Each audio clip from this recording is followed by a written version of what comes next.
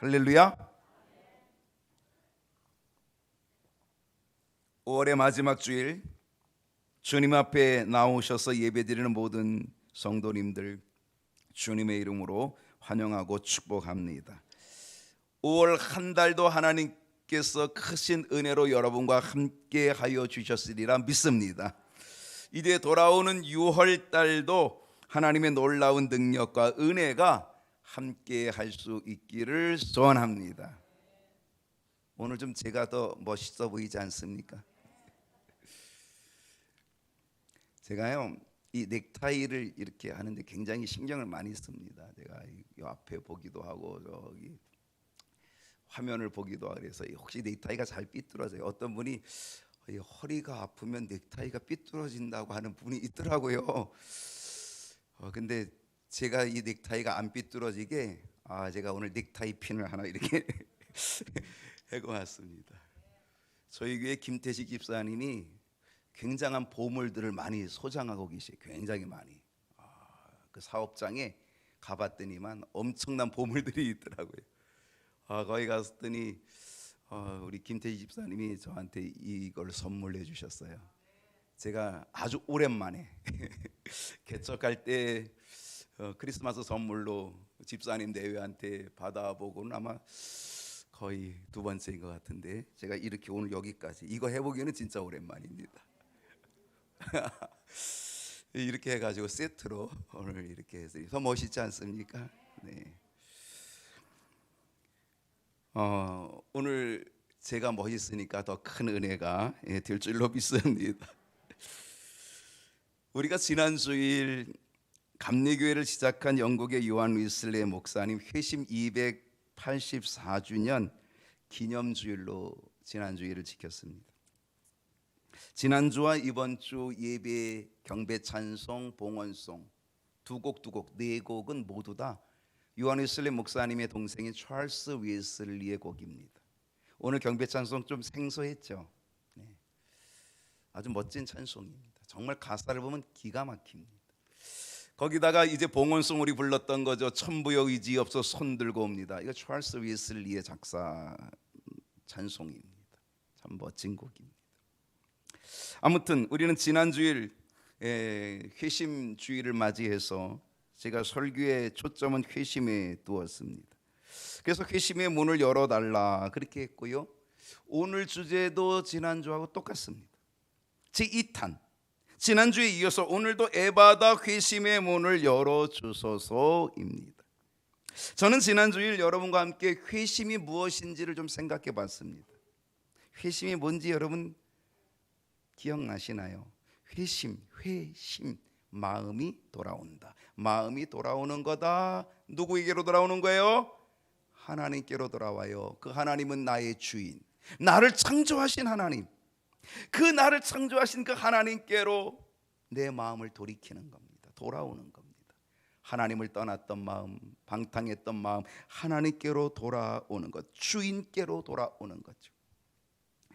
그것은 회개와 함께 하나님 앞에 철저하게 엎드러집니다 라고 제가 이야기를 했습니다. 하나님 앞에 철저하게 엎드려지는 이 회심, 돌아옴, 이것은 더 이상 하나님을 떠날 수 없는 것이다. 저는 그렇게 말씀을 드렸습니다. 이것은 우리의 일생에, 이것은 우리의 신앙에 반드시 있어야 될 터닝 포인트, 전환점이라고 이야기를 했습니다. 여러분의 회심은 언제쯤이었습니까? 그리고 또 하나 제가 얘기했던 것은 회심의 유형을 이야기했습니다. 회심의 유형은 다양하지만은 그러나 우리는 크게 두 가지를 얘기할 수 있다고 했거든요. 하나는 베드로적인 회심, 그래서 이 베드로적인 회심은 점진적이고 점차적으로 이루어가는 회심이라고 했습니다. 물론 이 베드로적인 회심이 점진적이고 점차적으로 변화되어서 이루어가긴 하지만 여기 점진적인 회심에도 반드시 극적인 회심의 터닝 포인트는 존재한다 라고 하는 겁니다. 아마 저와 여러분도 많은 사람들이 이 베드로적인 회심, 점진적인 회심을 경험하지만 그러나 그 중에 터닝 포인트 반드시 있게 된다라고 하는 거죠.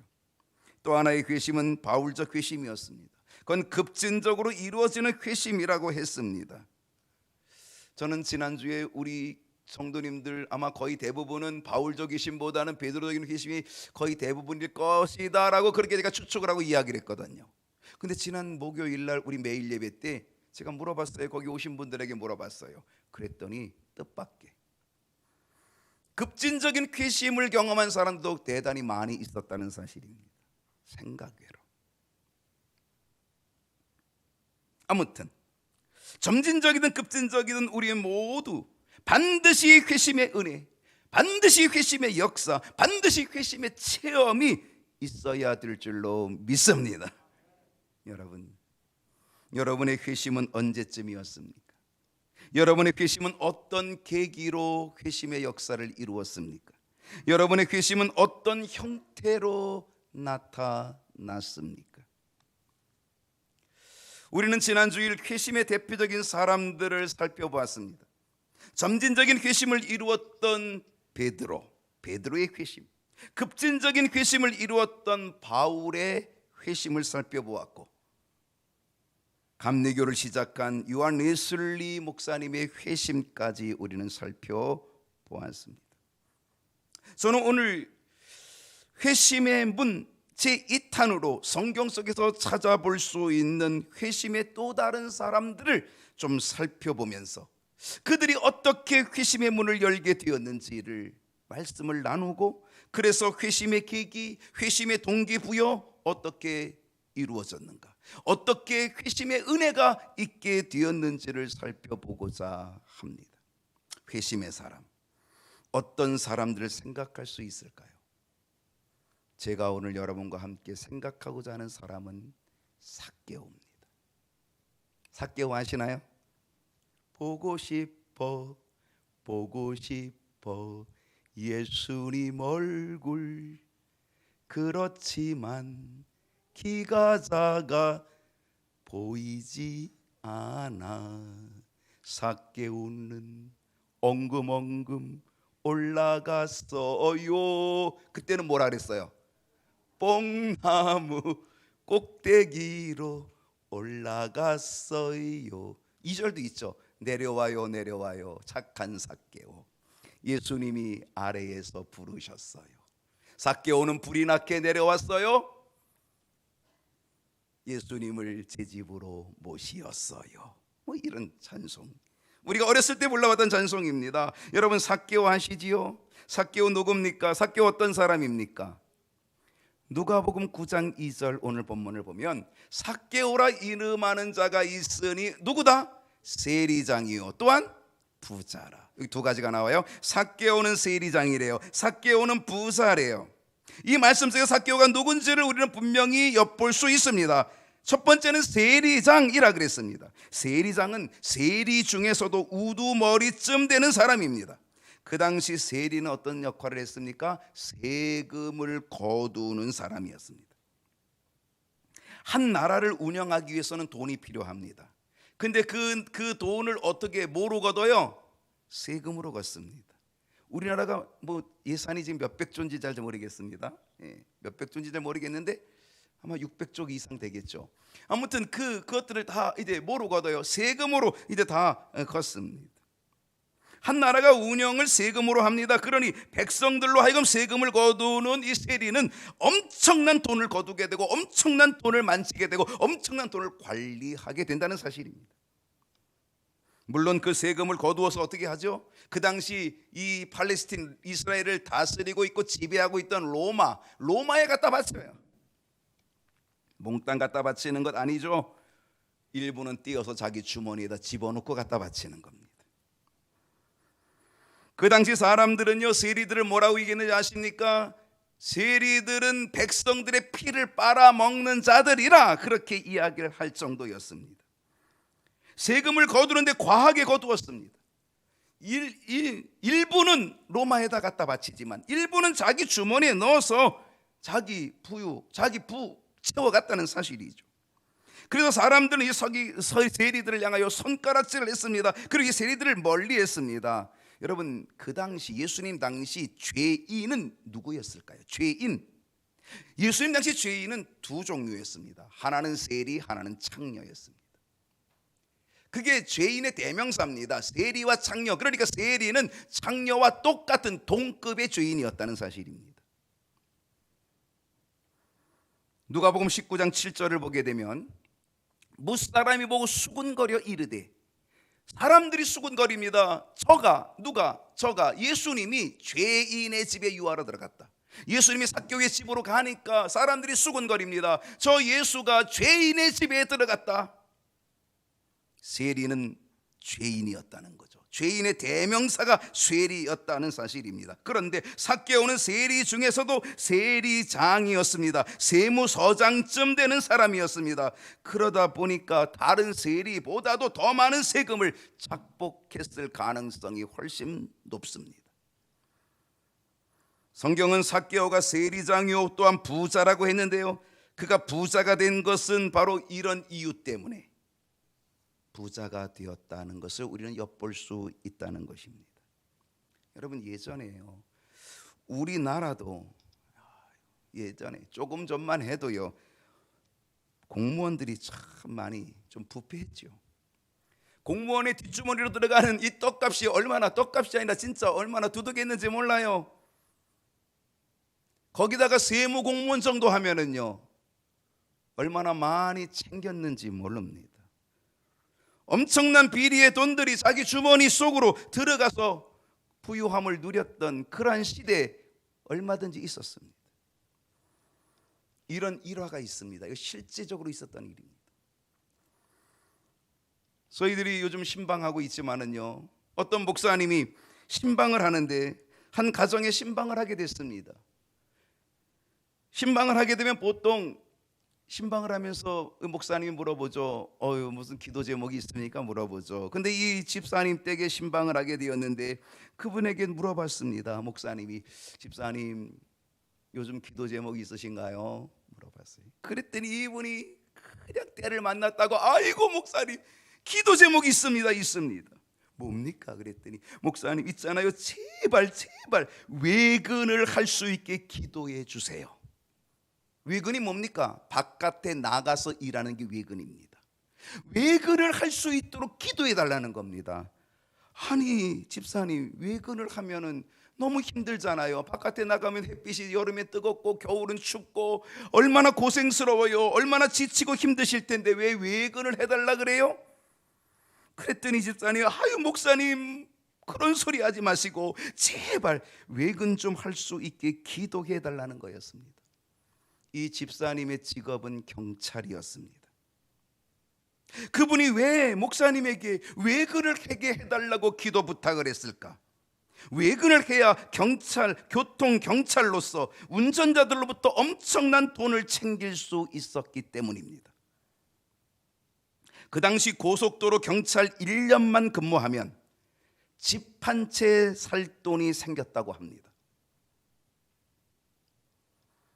저도 젊었을 때 고속도로에서 과속하여 걸려가지고 집 한 채 사는데 보태준 적 있었습니다.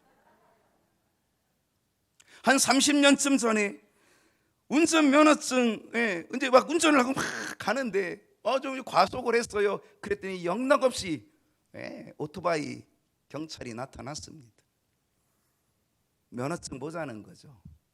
그래서 제가 면허증을 꺼내면서 면허증과 함께 5,000원짜리를 꺼내가지고 딱 접어서 면허증 뒤에다가 딱 밑에다가 깔아가지고 그래서 줍니다. 그러면 교통경찰이 딱 받아서 밑장 빼기 해서 밑에 건 자기 주머니에 넣고, 그리고 면허증을 보고, 아이고 어디 그렇게 급하게 가시는군요, 천천히 가세요. 그리고 면허증을 주고 교수 경례를 하고 돌려보내줍니다. 아마 그분도 틀림없이 집 한 채는 장만했을 것입니다. 30년 전에만 해도 그랬으니 2000년 전에는 그 비리가 어떠했을 것 같습니까? 그 당시 세무서장격인 세리장 삭개오는 백성들로 하여금 비공식적이 아니라 공식적인 세금을 얼마든지 받아 챙길 수 있었다는 사실입니다. 그래서 성경은 삭개오를 부자라고 이야기합니다.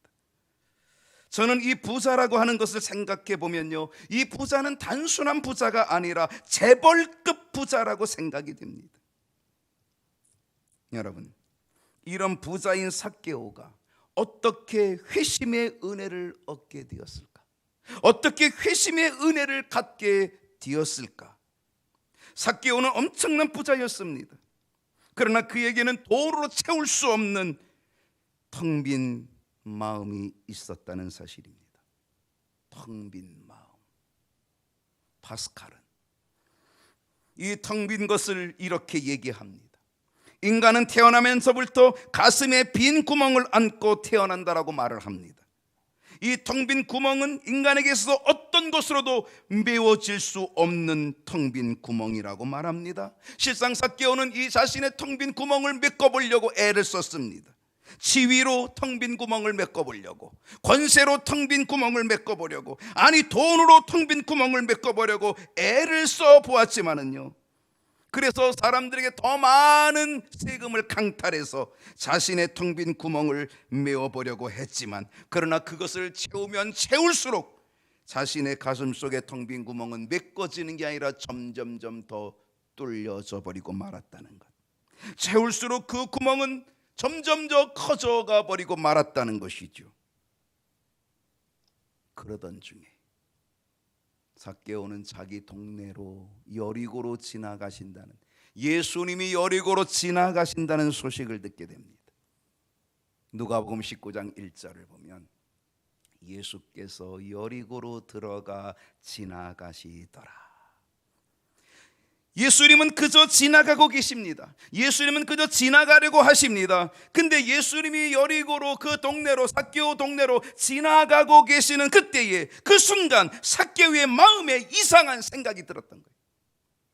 3절 말씀 볼게요. 이상한 생각이 들었습니다. 예수님은 그저 지나가려고 하시는데, 근데 그 순간에 삭개오의 마음에 이상한 마음이 들었어요. 어떤 마음인지 아십니까?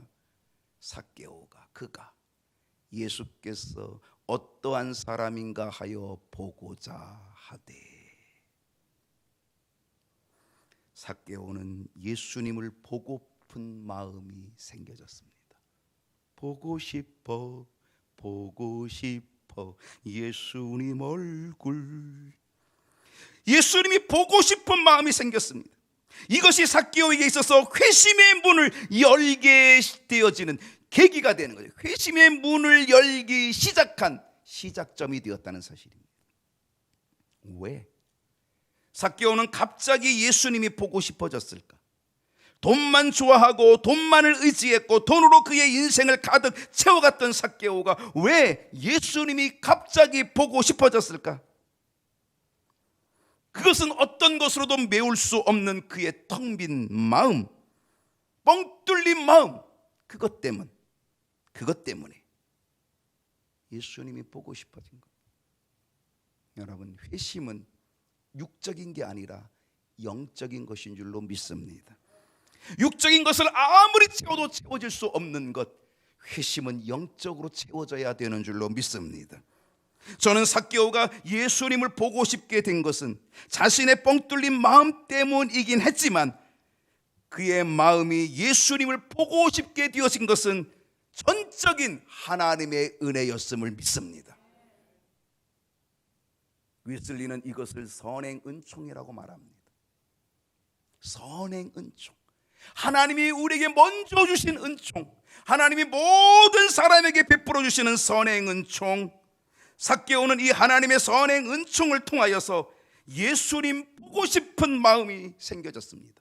물론 뻥 뚫린 마음 때문이긴 하지만, 그러나 이 하나님이 주신 선행 은총 속에 예수님 보고 싶어, 지나가시는 예수님, 때마치 자기 동네로 지나가시는 예수님이 보고 싶어지게 되었다는 사실입니다.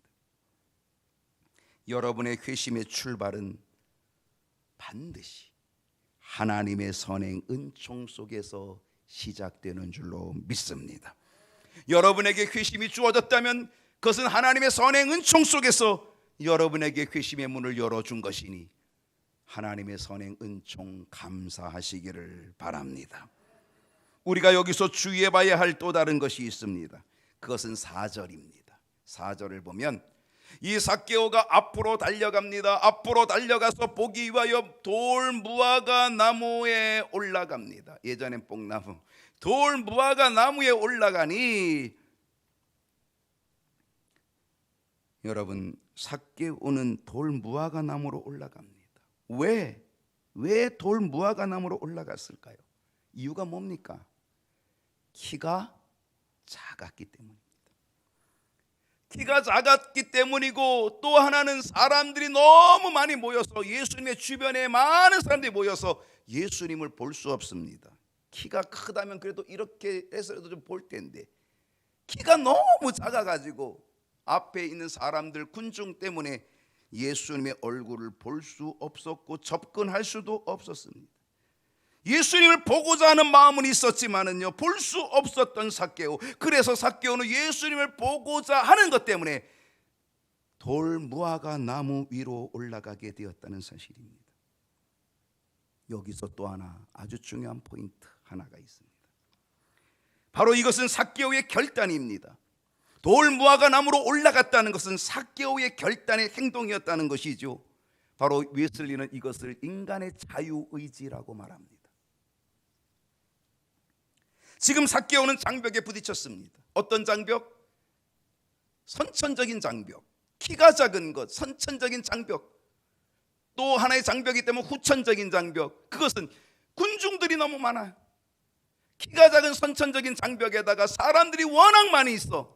그래가지고 후천적인 사람들이 많이 모인 것 때문에 예수님께 접근할 수 있고 예수님의 얼굴을 볼 수 없게 되었다는 사실입니다.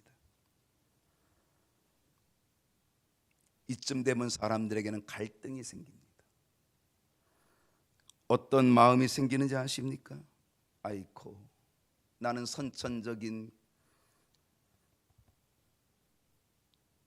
키가 작음이 있어서 안 되겠구나.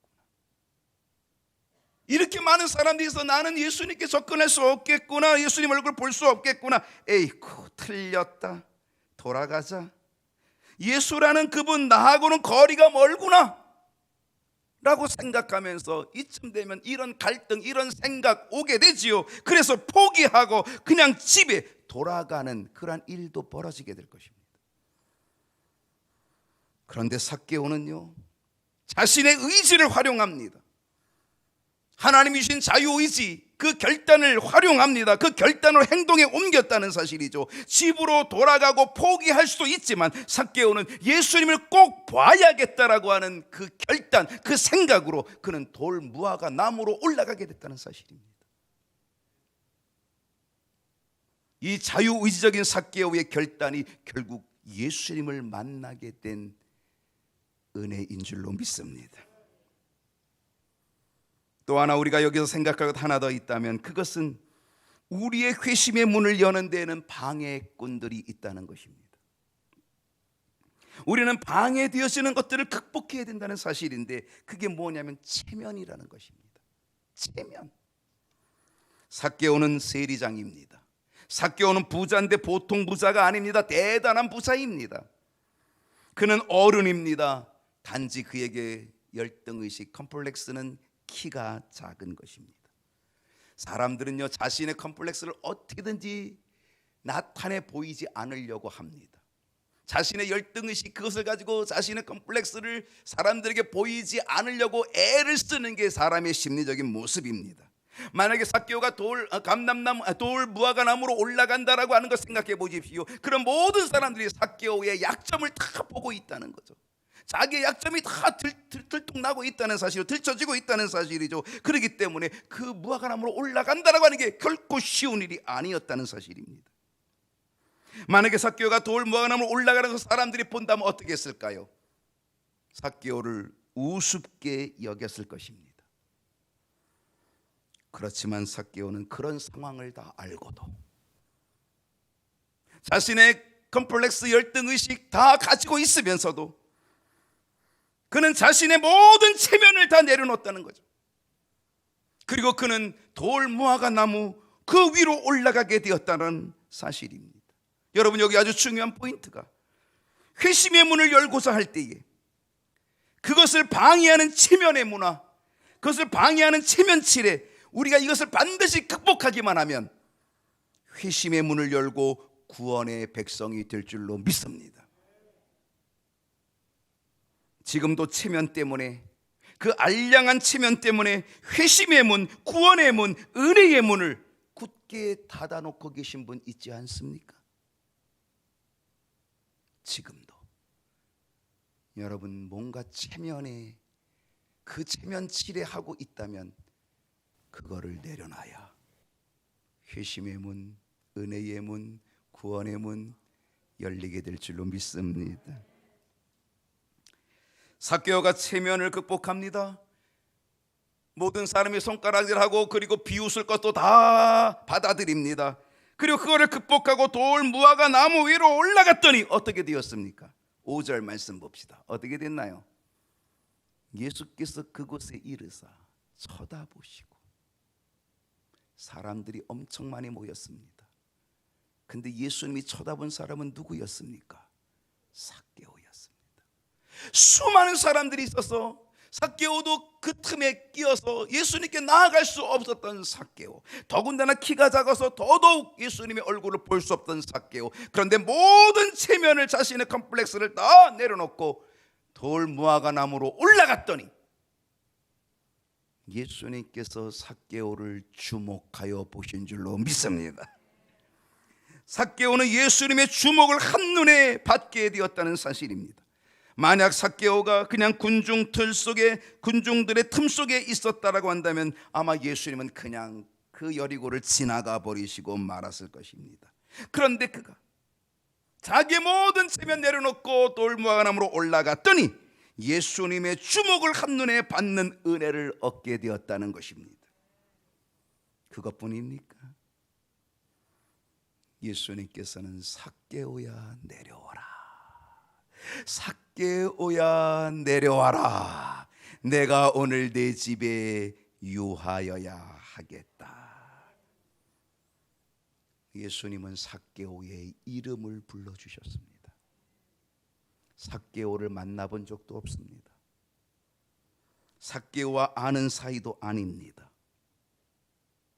그런데 예수님은 삭개오를 주목하여 보셨고 삭개오의 이름을 부르셨습니다. 삭개오야, 속히 내려오라. 저는 이 포인트가 삭개오로 하여금 회심의 문을 여는 통로였다고 확신합니다. 왜? 내 이름을 어떻게 알아? 만나본 적도 없는데 내 이름을 어떻게 알아? 그런데 예수님이 자신을 주목하여 보시고 자신의 이름을 불러주고 있다는 거죠. 나를 알고 계시다면, 내 이름을 알고 계시다면 저분은 분명 하나님의 아들이야, 저분은 분명 나의 구원자이시야. 그러니 내가 저분을 믿어야 돼. 삭개오는 이 순간, 자신의 이름을 불러주는 순간에 그는 예수님을 자신의 구원자로 믿고 회심의 문을 열게 된 줄로 믿습니다. 바울의 회심이 언제 일어납니까? 다메섹에 예수 믿는 자들을 잡으러 가지 않습니까? 군사들을 동원해서 잡으러 가지 않습니까? 근데 다메섹 도상에서 빛을 보고 음성을 듣고 사울아 사울아, 주님이 사울을 부르시는, 사울을 부르시는 주님의 음성을 듣고 내가 어째 나를 박해하느냐, 나는 내가 박해하는 예수라, 나사렛 예수라.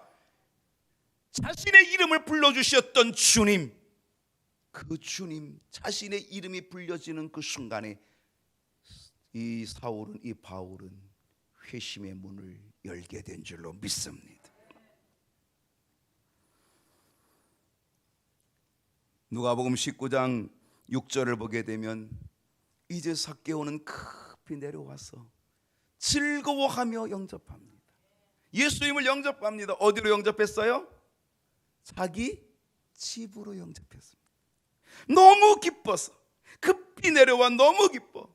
그래서 자신의 집으로 예수님을 영접합니다. 저는 이것을 이렇게 봅니다. 삭개오는 예수님을 자신의 집으로 즐겁게 영접하였는데 이미 삭개오는 그의 마음속에 예수님을 자신의 구원자로 기쁘게 영접한 줄로 믿습니다. 예수님을 자기 집으로 영접했다라고 하는 것은 이미 자기 마음속에 예수님을 자신의 구원자로 영접했다라고 하는 의미가 들어있다는 거죠. 삭개오에게 바로 이 순간이 회심의 역사였던 거예요. 뻥 뚫린 가슴, 어떤 것으로도 메꿀 수 없었던 그의 뻥 뚫린 구멍,